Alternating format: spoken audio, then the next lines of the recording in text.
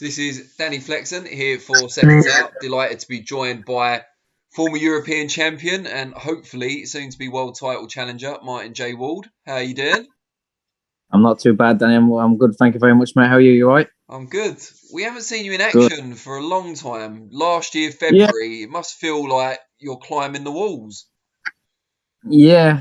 I've been in the gym the whole time as well. There was a couple of dates possibly getting mentioned at the time, and I was training the whole time and get my weight down. A couple of times I got my weight down and was like in and around sort of the bracket of fighting, but then the dates fell through, and then it was a bit frustrating. Well, it's been very frustrating to be honest, but it is what it is, and we're here now, and we've got a big one next.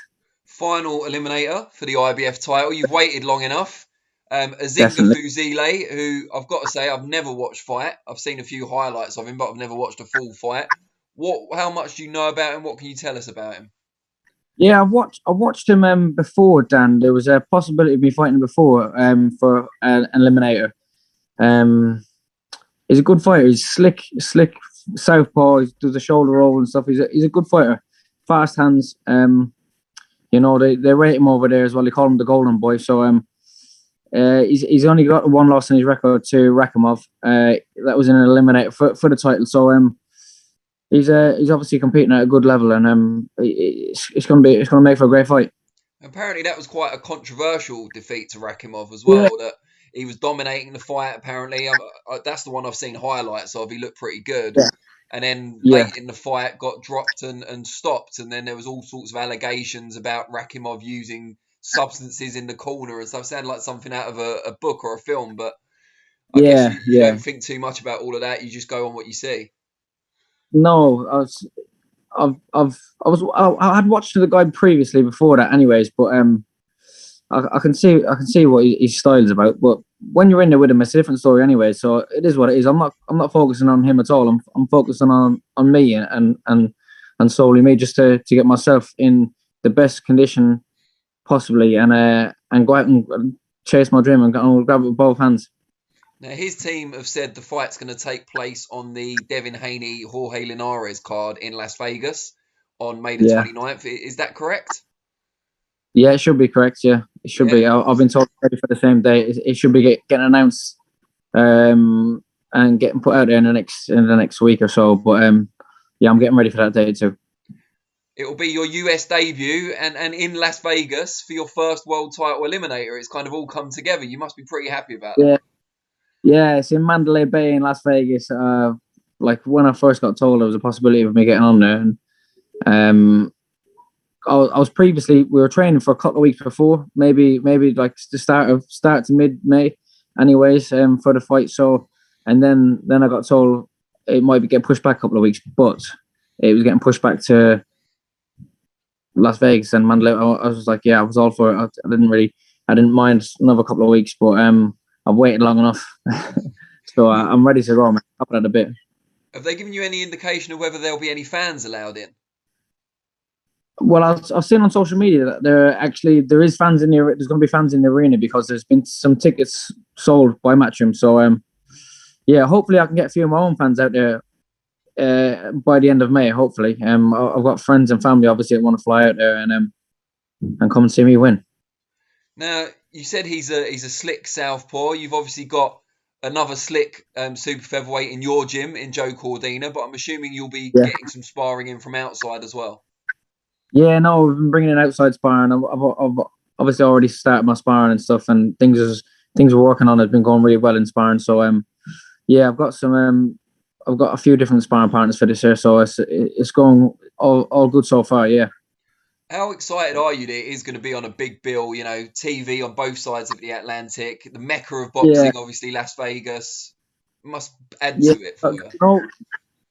When it got mentioned to me, it was like first words my older brother Bobby said to me. It was like it's like everything you dreamed of. That's what you dreamed when you're a kid, isn't it? You watch the big fights on fight nights. I said we used to sit up late watching Nassim Hamid when we was kids and stuff, and that's what you dream of when you're a kid. And it's I'm not far away now, so I got to pinch myself sometimes, but I'm putting the work in the gym, and I know. Listen, it's no fairy tale. I go out there to get beat, mate. I'm going out to get this win, and then and cement my place as the mandatory challenger for the 140 pound title. And presumably, Bobby will be going out with you. Yeah, Bobby will be out there. Johnny, hopefully, me and mum and dad, me missus, and I hope. A few of my friends want to fly out there as well, but like everybody loves to fly out there. But it's just if they can travel at the time and stuff. So hopefully, some restrictions are lifting towards the end of May, and they can get out there, and come and show their support as well. Now, there's obviously Tony's going into the bubble on Wednesday for Felix Cash's fight with Denzel Bentley. How do things work when he's away from the gym? Do you just kind of work on yourself? Does Donnell jump in? How does that work? No, we've got Peter Sims down there that takes over the sparring and stuff and takes control of things while Tony's locked away. He's only been locked away for a couple of days. Felix is fighting on Saturday, and he's obviously back in the gym with us Monday. So he's going in. He'll do my sparring Wednesday morning, and I think he's on in after that. But yeah, no, Peter takes control after that, anyways. But we're in safe hands, yeah. What's the atmosphere like in the gym at the moment? Because you've got, obviously, you and Joe both going for world titles. You've got Connor's just had a really good win. Felix is going to try and add the British to his Commonwealth. Everyone's kind of going for a goal at the moment. Yeah, no. Listen, all the boys are flying in the gym. It's all we've got John Ryder in there. He's he's in for a big shout as well soon. WBA title. Obviously, Connor's coming off that a great performance. And also Ted Cheeseman. The gym has been flying anyways. We always push one another along and stuff in the training, and we all train hard. We all train like demons, to be honest, down that gym. There's not another group of lads that train as hard as us. We push each other hard, and we on everything: track, hill sprints, triangle, pad sessions, the long 4 or 5 minute rounds in the box. Honestly, camp is brutal. Fight night, they say, is the easy part, but it really is for us. It is the easy part. When we get to fight week, we're just so relieved that we've got that big, brutal camp behind us, and it's in the bank, and we know we've done all the hard work. So, but yeah, the atmosphere in the gym is flying. Tony's flying as well. He's obviously proud of the boys. The boys' last couple of performances from Connor and Ted, and that he's happy with them, and Joe as well. Sorry, and but.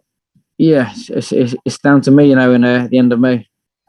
Yeah, I mean, there's no world champions in the gym currently, is there? So I mean, you get to be the first. No, by the end of the year, we could have a couple, definitely. Yeah, no, it's exciting stuff, isn't it? Yeah, honestly, it really is exciting times in the Matchroom gym. So yeah, we're all pushing one another along, and the training that we're doing in the gym. And I've been with Tony a long time. I've been with him since I'm a teenager, but I never stopped learning with Tony. He's always bringing in something different to my game, and small little tricks. He does not stop. I don't know how he stores all this information in his brain. He's always putting something new in my way, and it still is brilliant. I'm 29 years of age now, and I'd like to think I'm a seasoned pro, and to still be learning and picking up little small things at the same sort of time. It's brilliant. Now, the title that you're hoping to be challenging for is currently vacant. But it looks like it's going to be Rakhimov, who we talked about earlier, against Kenichi Ogawa for the vacant belt. In July, they're talking about in Dubai. How do you kind of shape that fight up? Who do you fancy in that one? I would say I would favour Rakhimov, to be honest. He's a good fighter, the Ogawa, the Japanese guy, but I'd favour Rakhimov in that fight. I think he's a bit younger and fresher, and he's quite a hungry guy. Although the other guy's he's quite a big, strong lad as well for the weight, the Japanese guy. But I think Rakhimov would be the favourite going into that. He looked quite good against Jojo Diaz, didn't he, Rakhimov? In that, obviously, the belt was only at stake for one of them because Diaz came in overweight, but he looked very competitive against Diaz. Yeah, no. Fighter, he's a good fighter. He's obviously heavy-handed as well. He's a big, strong lad, and but I wasn't very impressed with Diaz in that fight at all. To be honest, it was obviously he's lost his title on a scale and stuff. But I was sitting up watching it. I was waiting for that fight and watching that fight because there was a chance if Diaz obviously had to win and Rakhimov would have been out of the picture, it would have been me v versus Ogawa for the vacant title. So it was a little bit of a kick in the gut, but it is what it is. We're here now, and we got to find Eliminator here, and it'll get me ready for the one next. And without trying to look too far ahead, it seems from watching you and watching a bit of Rakimov, his style would suit you pretty well. Yeah, I think so. Yeah, definitely. I think so. Yeah, but I'm one fight away from that now. I just got to concentrate on this next one there, Dan. And once I get this win out of the way, we'll do another Zoom meeting and we'll have a talk about Rakimov then. Yeah, I think that's fair enough. All right, before I let you go, we ask you this all the time, but just let people out Yeah. there know how they can find you on the different social media platforms, especially with a big Yeah. fight coming up. They can find me on Instagram at Martin J Ward 1, also on Twitter at Martin J Ward 1, and obviously I'm on Facebook as well. I've got all my friends and family on there, so you can find everything across on there. But yeah, support me. I'm gonna be taking a win home from Vegas for the UK. And I'm gonna be the next world champion from the UK and in a 130-pound division. Great stuff, mate. I wish you the very best of luck. Hopefully, we'll catch up again Cheers, after Danny. the fight. No, definitely, Dan. And when I get that title as well, then we'll have to have another. We'll have to have another.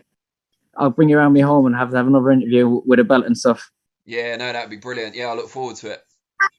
Definitely, good man, mate. Make sure you get the what drink was it? Iron Brew or Fanta we had last time?